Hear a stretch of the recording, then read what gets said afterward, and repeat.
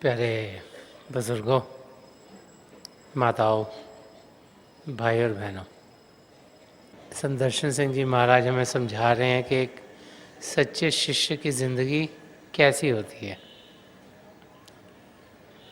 बहुत से लोग सोचते हैं कि प्रभु को पाना एक सूखा सा रास्ता है, वो रास्ता जिसमें कि सबसे अलग एकांत में इंसान सिर्फ प्रभु की इबादत करे। वो रास्ता जिसमें सीरियसनेस हो, वो रास्ता जिसमें और किसी को उस खुशी या आनंद का अभ्यास न हो, अनुभव न हो। तो संदर्शन सिंह जी महाराज जो पॉजिटिव मिस्टिसिज्म में बिलीव करते थे, ये समझाया करते थे कि प्रभु को पाने के लिए घर बार छोड़ने की ज़रूरत नहीं, प्रभु को पाने के लिए दुनिया से दूर होने की ज़रूरत नहीं, कि हम सब जहाँ भी रहते हैं, जिस भी हाल में हैं, हम सब पिता परमेश्वर को पा सकते हैं। तो एक सच्चा शिष्य कौन है, उसकी ज़िंदगी कैसी है, उसकी ज़िंदगी में क्या क्या घटता है, किन किन पहलुओं से वो शिष्य गुजरता है, उसे संदर्शन सिंह जी महाराज ने इस गज़ल के ज़रिए दर्शाया है। पहले शेर में फरमा के होश वालों को सरा सीमा और हैरान देगा। वो फरमा रहे हैं कि जिन्हें हम सोचते हैं कि ये होश वाले हैं, बहुत इंटेलिजेंट हैं, दुनिया की बड़ी जानकारी रखते हैं, जिन्हें लोग इस दुनिया में समझदार समझते हैं, वो फरमा रहे हैं उनको हर समय हमने परेशान देखा, हैरान देखा। उन्हें इस दुनिया का ध्यान इतना है कि इस दुनिया की हलचल में वो भी हलचल से भरपूर हो गए हैं। हर समय उन्हें लगता है कि ये करना है, वो करना है, ये ठीक नहीं, वो ठीक नहीं, ये पाना है, वो पाना है, और उसी हलचल में परेशानी और हैरानी में उनकी ज़िंदगी गुजरती है। और हमारे एक सच्चे शिष्य का क्या होता है कि तेरे दीवाने को हर हाल में शादा देगा। एक सच्चे शिष्य है, पिता परमेश्वर को सच्चाई से ढूंढ रहा है,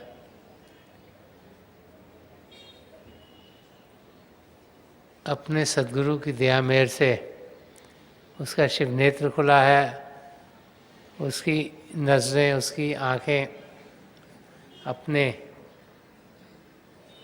मकसद की ओर तेज़ी से बढ़ रही हैं। एक ऐसा शिष्य हर समय खुशी से भरपूर रहता है। उसकी ज़िंदगी ऐसी ज़िंदगी है जहाँ पर उसे बाहर की ऊंच नीच का कोई असर नहीं होता। ज़िंदगी में हर एक की ऊंच नीच आती है। कोई ऐसे समय आते हैं जबकि फाइनेंशियल डिफ़िकल्टीज आ जाती हैं, कोई ऐसे समय आते हैं जबकि शारीरिक मुश्किलात इंसान के ज़िंदगी में आती है, कोई ऐसे समय आते हैं जबकि रिलेशनशिप प्रॉब्लम्स हो जाती हैं। बस संदर्शन सिंह जी महाराज फरमाया कि हर हाल में, चाहे ऊंच हो चाहे नीच हो, चाहे चीज़ें उनके लिहाज से उन्हें ठीक लग रही हों चाहे ना लग रही हों, चाहे बाहरी दुनिया के लिहाज से उनके साथ अच्छा हो रहा हो चाहे ना हो रहा हो, वो हर हाल में खुश रहते हैं। क्यों खुश रहते हैं? कि उन्हें मालूम है कि उनका मकसद क्या है, उन्हें मालूम है कि ध्यान किस और होना चाहिए, और उसी ध्यान में वो टिके हुए हैं। दुनिया में वो रहते हैं लेकिन ध्यान उनका पिता परमेश्वर में है। तो बार बार महापुरुष हमें समझाते हैं कि इस किस्म की ज़िंदगी एक सच्चे शिष्य की होती है। हम इस धरती पर आए हैं पिता परमेश्वर को पाने के लिए, अपने आप को जानने के लिए, और उस मकसद को अपने सामने रखते हुए जब ज़िंदगी की ऊंच नीच से गुजरते हैं तो हम अपनी मंजिल तक ज़रूर पहुंच पाएंगे। संत दर्शन सिंह जी महाराज फरमा रहे हैं कि जो एक सच्चा शिष्य होता है उसकी हालत इस दुनिया में क्या होती है। हम दुनिया के लोग हैं, हम जब एक दूसरे को देखते हैं तो यही सोचते हैं कि हमारी ज़िंदगी सबसे बेहतर हो। अगर कोई हमसे ज़्यादा अच्छा कर रहा है हमें अच्छा नहीं लगता, हम सोचते हैं हम सबसे अच्छा करें। तो इंसान की कुछ आदत है कि दूसरे को वो नीचे खींचने की कोशिश करता है। इंसान की आदत है कि जो वो पाना चाहता है, जिसकी नकल उतारना चाहता है, उसकी हंसी उड़ाता है। अंदर से चाहता है मैं भी वैसा बन जाऊं, लेकिन बाहर से हंसी उड़ाने की कोशिश करता है। और बहुत से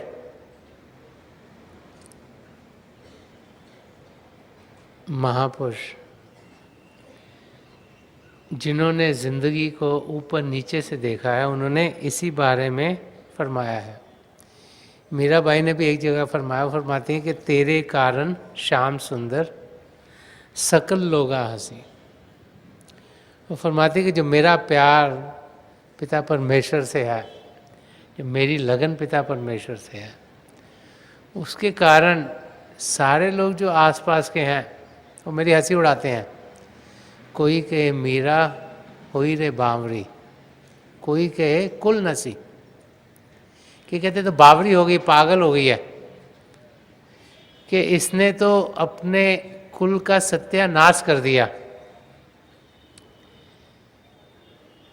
कि इसने सती की नहीं, जो उस समय की मर्यादा थी, इसने रीति रिवाज तोड़ दिए, और इसकी लगन तो पिता परमेश्वर को पाने की है।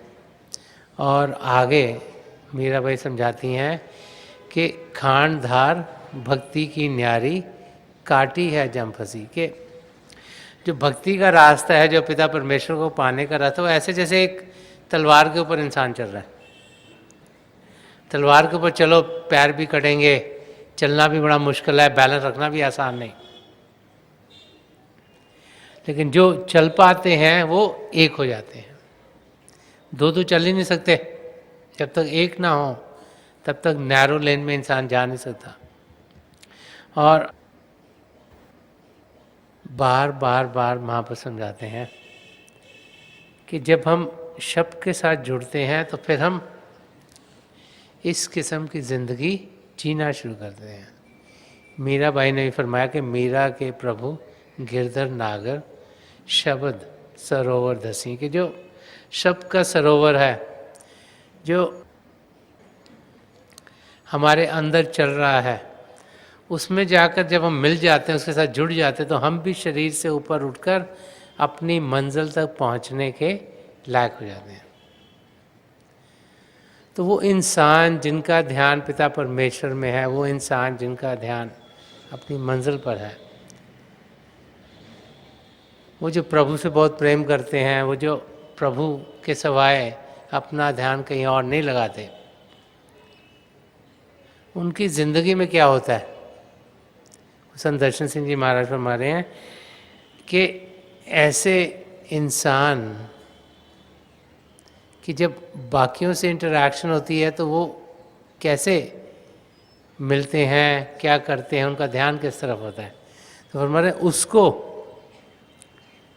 एक जो प्रभु को पाने के लिए एक सच्चा शिष्य है, कि उसको फुर्सत ही कहाँ हाल पे औरों के हंसे, कि उसको फुर्सत ही कहाँ हाल पे औरों के हंसे, अपने ही हाल पे दीवाने को खंदा देगा। वो कह रहे हैं वो इंसान जिसका ध्यान पिता परमेश्वर में है, उसकी कंसंट्रेशन, उसकी एकाग्रता इतनी ज़्यादा है कि वहाँ से उसका ध्यान हटता ही नहीं, क्योंकि उसकी कंसंट्रेशन राइट स्पॉट पर है। इस करके उसका ध्यान ना इधर जाता है, ना उधर जाता है, ना ऊपर जाता है, ना नीचे जाता है, ना आगे जाता है, ना पीछे जाता है। वो टोटली कॉन्सेंट्रेटेड है, एकाग्र है कि पिता परमेश्वर को उसने पाना है, उससे उसकी लगन है, उससे उससे सब कुछ मिलेगा, उसके सिवाय और कोई दुनिया में दाता नहीं। उसका ध्यान पूरा पिता परमेश्वर में है। तो उसको फुर्सत ही कहाँ, हाल पे औरों के से। हम लोग इस दुनिया में एक दूसरे का मजाक उड़ाते हैं। कोई कहते हैं ये मोटा है, कोई कहते हैं पतला है, कोई कहते हैं इसको ये हो गया, कोई कहता है उसको वो हो गया। कि न किसी टांग खींचने में लगे रहते हैं। उस एग्जाम्पल को समझा रहे हैं, उसकी और ध्यान दिलवा रहे हैं कि दुनिया के लोग दुनिया में कैसे जीते हैं, उनका टाइम कैसे बर्बाद होता है। अपने आप को अपनी मंजिल की ओर बढ़ाने के बजाय हम दुनिया की दलदल में धंसते चले जाते हैं। लेकिन जो सच्चा शिष्य होगा कि उसको फुर्सत ही कहाँ, हाल पे औरों के हंसे। वो अपने पर्पस में इतना मस्त है, उसको वहाँ से इतनी खुशी मिल रही, इतना आनंद मिल रहा है, उसका ध्यान पिता परमेश्वर की ओर है, उसका ध्यान उस तरफ है जहाँ से सब कुछ निकला है। ये सृष्टि भी पिता परमेश्वर ने बनाई, उसी के बहाने में चल रही है, उसी की रजा से चल रही है। वो इस बात को समझ गया, उसको समझ आ गई, इस करके वो सब कुछ उसी और कर देता है। वो कहते हैं कि concentration has a lot of power, कि भाई एकाग्रता में बड़ी शक्ति है, क्योंकि जिस तरफ हम ध्यान देते हैं हम वैसे ही बन जाते हैं। अगर आपने डॉक्टर बनना है तो मेडिसिन की चीज़ें पढ़ोगे तो आप डॉक्टर बन जाओगे। अगर इंजीनियर बनना है तो इंजीनियरिंग के सब्जेक्ट पढ़ोगे, इंजीनियर बन जाओगे। अगर अकाउंटेंट बनना है तो अकाउंटिंग के सब्जेक्ट पढ़ोगे, अकाउंटेंट बनोगे। जिस और इंसान ध्यान देता है वैसे ही वो बनता है। और जब हम एकाग्र होकर पिता परमेश्वर को पाने के लिए निकलते हैं तो हम अपनी मंजिल तक ज़रूर पहुंचेंगे। बार बार बार महापुरुष हमें समझाते चले आए हैं।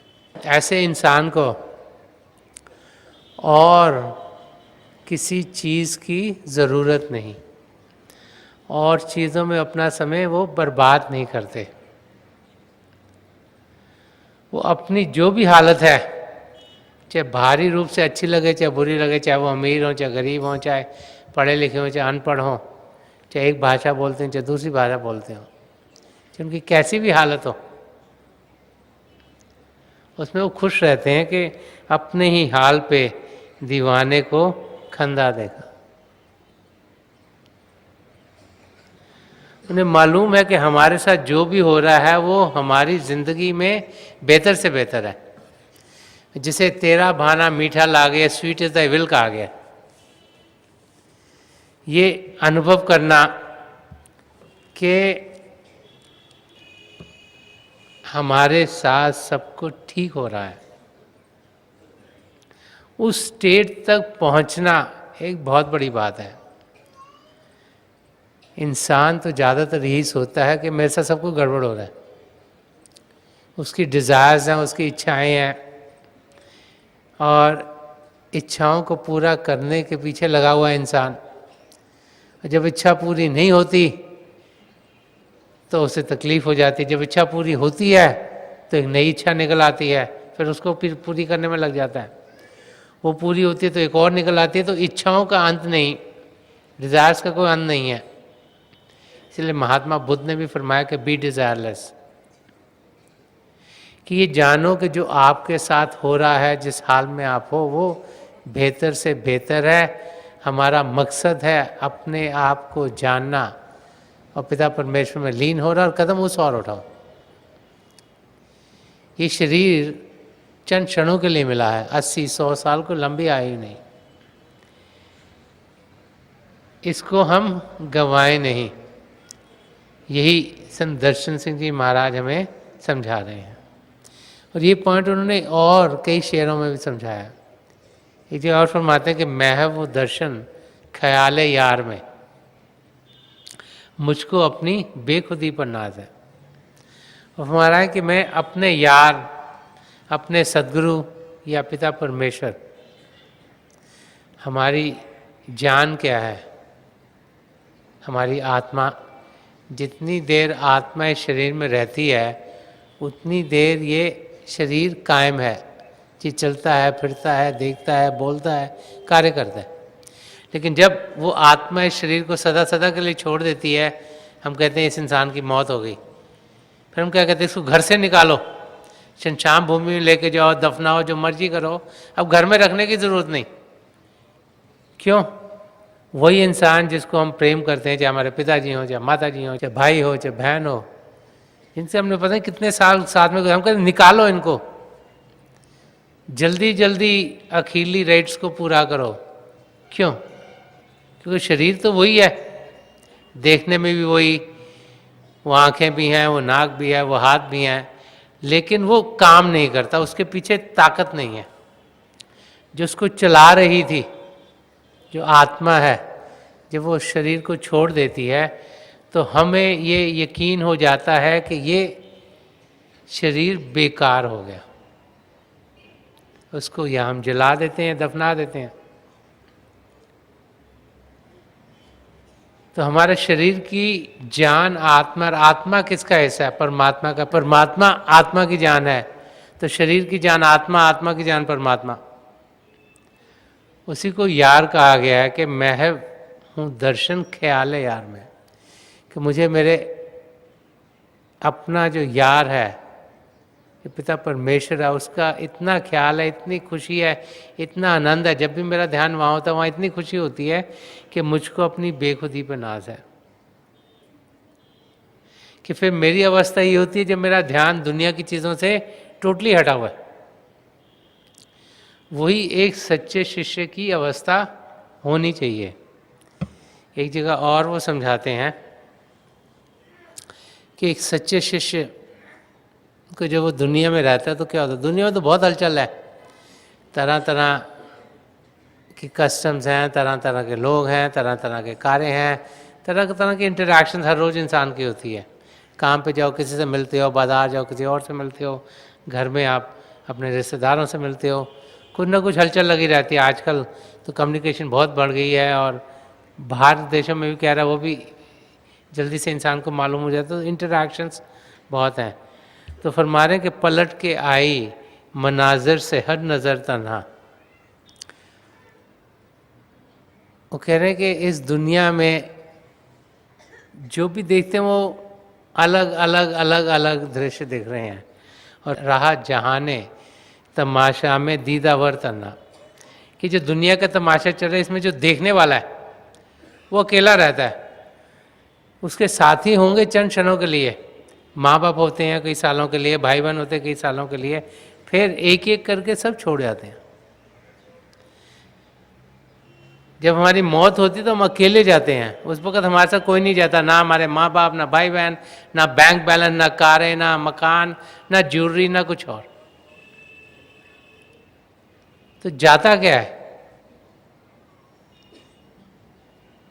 हमने अपनी जिंदगी कैसे जी, क्या कुछ कमाया?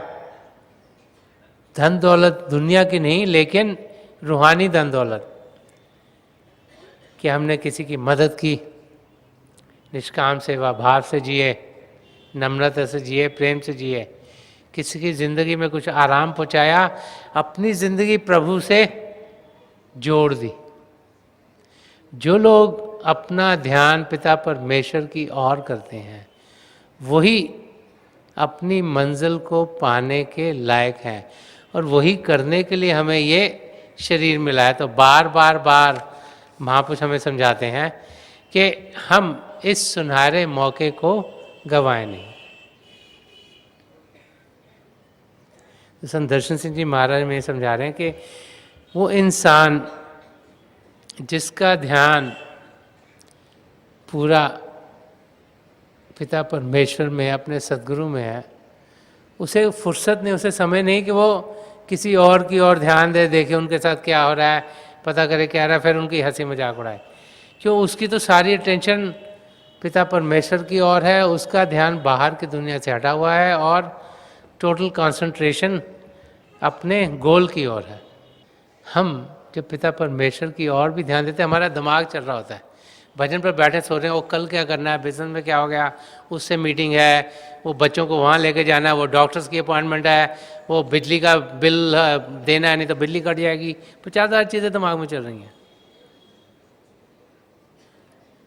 बैठे जरूर हैं, लेकिन अटेंशन से नहीं, कंसंट्रेशन से नहीं, एकाग्रता से नहीं। तो यहाँ संत दर्शन सिंह जी महाराज यही समझा रहे हैं कि जिसका ध्यान पूरा होगा पिता परमेश्वर में, उसको दुनिया की कोई हलचल उस स्टेबल पोजीशन से हटा नहीं सके, वो एक ही पॉज में रहेगा, उसको ऊंच नीच का कुछ असर नहीं होगा। और ऐसी जिंदगी हमारी होनी चाहिए, तभी हम अपनी मंजिल की ओर बढ़ पाएंगे। और इस गज़ल का जो आखिरी शेर है, उसमें संत दर्शन सिंह जी महाराज ने एक बहुत बड़ा राज खोला है। जब संत महापुरुष इस धरती पर आते हैं, वो हमारे लिए क्या करते हैं, ये कई बार हमारी समझ से बाहर होता है। हम उन्हें शरीरी रूप में देखते हैं और सोचते हैं एक आम इंसान के माँ, वो भी एक अच्छा इंसान है, लेकिन वो कौन है, वो क्या है, वो क्या करने आए थे, इस और कभी कभी ये महापुरुष इशारा दे जाते हैं। गुरु गोबिंद सिंह जी महाराज ने भी इस और इशारा दिया है कि वो कहाँ से आए थे। और कई महापुरुष जब उनकी वाणियाँ पढ़ते उसमें इशारा दे जाते हैं कि वो क्या करने आए थे। तो संत दर्शन सिंह जी महाराज ने इस शेर में इशारा दिया है कि उनके ज़रिए हमें इस दुनिया में क्या फ़ायदा हुआ। तो फरमा रहे एक दर्शन ही मिला औरों का गमखार हमें, एक दर्शन ही मिला औरों का गमखार हमें, अपने गम में तो ज़माने को परेशान देखा। संत दर्शन सिंह जी महाराज फरमा रहे हैं कि दुनिया में हर एक इंसान को गम है। नानक देव जी महाराज ने फरमाया कि नानक दुखिया सब संसार, कि इस दुनिया में सबको कोई ना कोई गम है।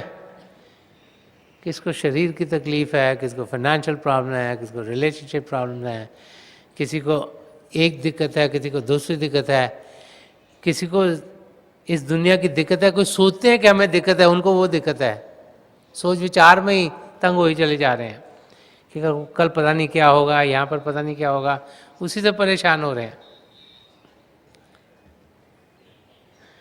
तो फरमा रहे जब सारे परेशान हैं तो किसको मदद कौन करेगा। और आपको अपनी तकलीफें, आप किसी का क्या हल करवाओगे। जैसे तुलसी साहब ने फरमाया कि कोई तो तन मन दुखी, कोई चित उदास, एक ना एक दुख सबन को सुखी संत का दास। कि कोई तो तन से दुखी है, कोई मन से दुखी है, किसी को चित्त की उदासी है। प्रॉब्लम सबको है, किसको एक, किसको दूसरी, किसी को लगता है मेरी प्रॉब्लम, हर एक को लगता है मेरी प्रॉब्लम सबसे बड़ी है, बट दूर से देखो तो लगता है ये छोटी प्रॉब्लम है, ये बड़ी है, ये और बड़ी है, ऐसी है। तो सुखी कौन है? संत का दास। क्यों? क्योंकि उसको फुर्सत ही कहाँ हाल पे औरों के से, वो तो अपने में मस्त है, उसको कोई मुश्किल लगती नहीं। उसका ध्यान ऐसी जगह है जहाँ से खुशियाँ मिलती हैं, आनंद ही आनंद मिलता है, मस्ती मिलती है। उसको और कोई चीज़ तंग नहीं कर पाती। कि सुखी संत का दास। क्यों? क्योंकि उसकी अटेंशन अपने सद्गुरु में इतनी ज़्यादा है कि उसको मालूम है कि उनके ज़रिए ही पिता परमेश्वर को मैं पाता हूँ। गुरबानी में भी आया कि गुरु गोबिंद दो खड़े काके लागों पाए, बलिहारी गुरु आपने जिन गोविंद दियो बताए।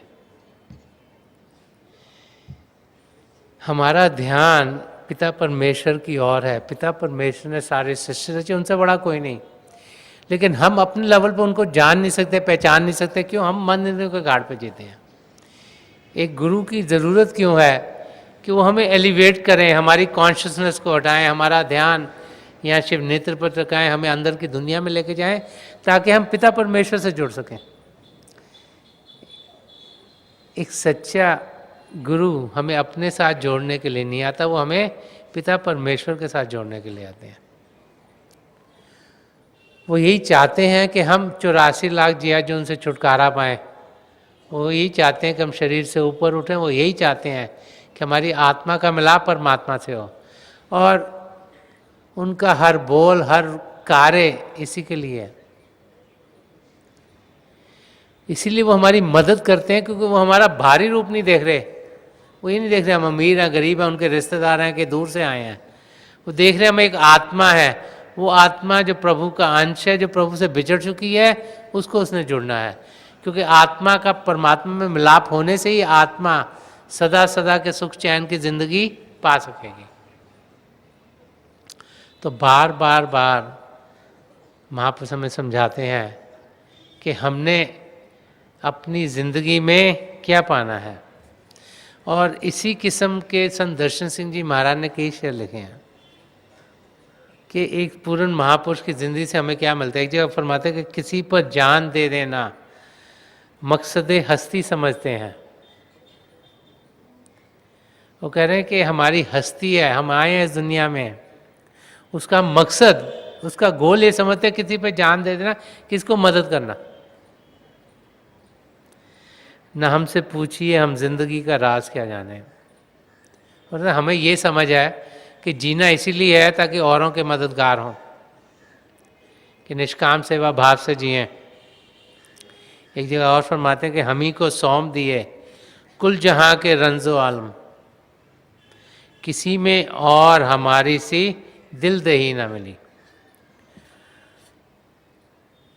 वो फरमा रहे हैं, जैसे एक जगह और उन्होंने फरमाया कि लौट आए हैं यार के दर से, वक्त ने जब हमें पुकारा है।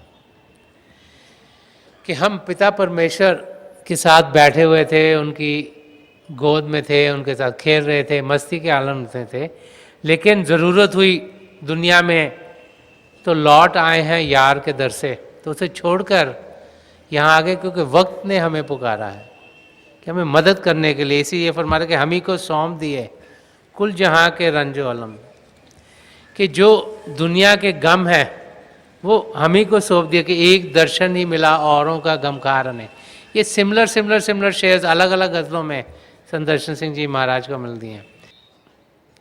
एक और जगह फरमाया था, मुझी को बख्श दिए कुल जहाँ के आलाम, गमे जहाँ के लिए कोई दूसरा ना मिला। कि मदद करने के लिए वो आए थे, उनके ज़रिए हज़ारों लाखों करोड़ों लोग प्रभु की ओर लगे। एक जगह और फरमाते हैं कि वो और हैं जिन्हें अपना ही गम है ए हमदम,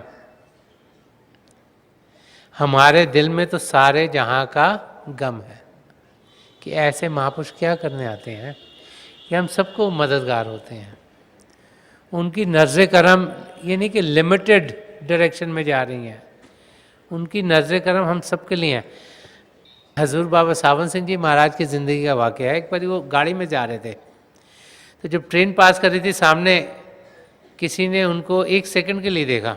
उनके साथ उनके कुछ सत्संगी भाई बहन थे, और जैसे वाक़या सुनाया जाता है कि जब उस इंसान की मौत हुई तो उसने यही बताया कि मुझे हजूर बाबा सावन सिंह जी महाराज के दर्शन हुए, वो मुझे लेने आए हैं। तो हमें मालूम नहीं कि कैसे हमें मदद मिलती है, कब मिलती है, किस समय में मिलेगी, किस मौके में मिलेगी। पिता परमेश्वर की मदद हर पल हर क्षण हम सबके साथ है। उसका अनुभव एक सच्चे शिष्य को होता है। एक जगह और संत दर्शन सिंह जी महाराज ने फरमाया कि आदमी का दुख उठाया प्यार दुनिया से किया, जानो दिल से उम्र भर करता रहा मैं कार्य दोस्त। कि आदमी का दुख उठाया, लोगों को मदद की, और दुनिया से जिसमें जिन्होंने उसमें सबसे प्यार किया, और जानो दिल से उम्र भर, कि अपना जो कुछ भी, अपनी जान, अपना दिल, अपने सब कुछ से करता रहा मैं कार्य दोस्त। कि जो मेरा दोस्त है, जो पिता परमेश्वर है, उसका जो काम है वो मैं इस धरती पर करता रहा। उनका काम क्या है कि बिछड़ी आत्माओं को वापस बुलाना, ताकि हम फिर से प्रभु से एक में हों, 84 लाख जिया जिनसे छुटकारा पा लें। तो हमें मालूम नहीं कि ये महापुरुष क्या करते हैं, नाम के दिन क्या होता है, हमारी समझ में नहीं आ सकता। हमारी समझ की ऐसी चीज़ें बाहर हैं, लेकिन कभी कभी ये महापुरुष इशारा दे देते हैं। वो इशारा यहाँ संदर्शन सिंह जी महाराज दे रहे हैं कि एक दर्शन ही मिला औरों का गम खार में, कि लोगों के गम को हटाने के लिए एक ऐसे महापुरुष ही होते हैं, जैसे संदर्शन सिंह जी महाराज थे, या संत कृपाल सिंह जी महाराज थे, या हजूर बाबा सावन सिंह जी महाराज थे, जो पहली सेंचुरी के महापुरुष थे।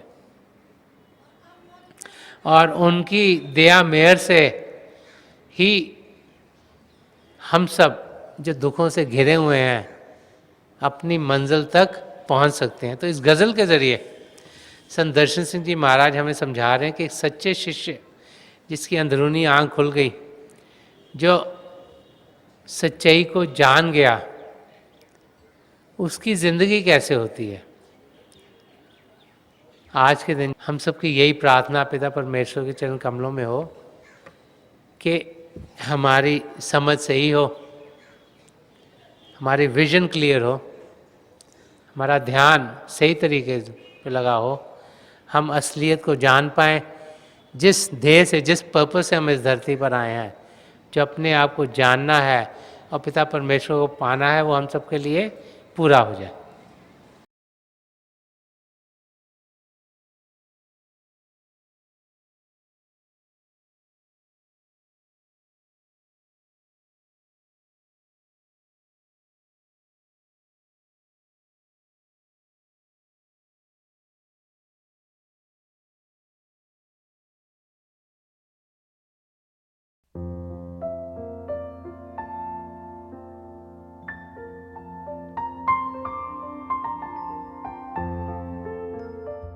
तो थोड़ी देर के लिए हम सब अभ्यास के लिए बैठ जाएं। आप जहाँ भी बैठे हैं आराम से बैठिएगा, अपनी आंखें बंद कर लीजिएगा। ये आई बॉल्स आँखों के डरने सीधे सामने फोकस हो, जैसे आठ दस सामने आप फोकस हो। आंखें बंद करते ही वो भाई बहन जिन्हें नाम की देन मिली, आप सिमरन कीजिएगा। और जो भाई बहन यहाँ नए हैं, आप पिता परमेश्वर के किसी भी जाति नाम का जाप कीजिएगा। जाप मन ही मन करना, ऊंचा नहीं दोहराना। मेरी प्रभु के चरण कमलों में, और जो पिछली सेंचुरी के महापुरुष हुए हैं, हजूर बाबा सावन सिंह जी महाराज, परम संत कृपाल सिंह जी महाराज और दयाल प्रसन्न दर्शन सिंह जी महाराज के चरण कमलों में यही प्रार्थना है कि जो जो हम सबके लिए बेहतर हो, ये महापुरुष हमें दें, हमें सबके साथ जोड़ें और हमारे भीतर प्रभु की ज्योत के हमें दर्शन करवाएं। थोड़ी देर में मैं आपको इस बैठक से उठाऊंगा और मेरी शुभकामनाएं आप सबके साथ हैं।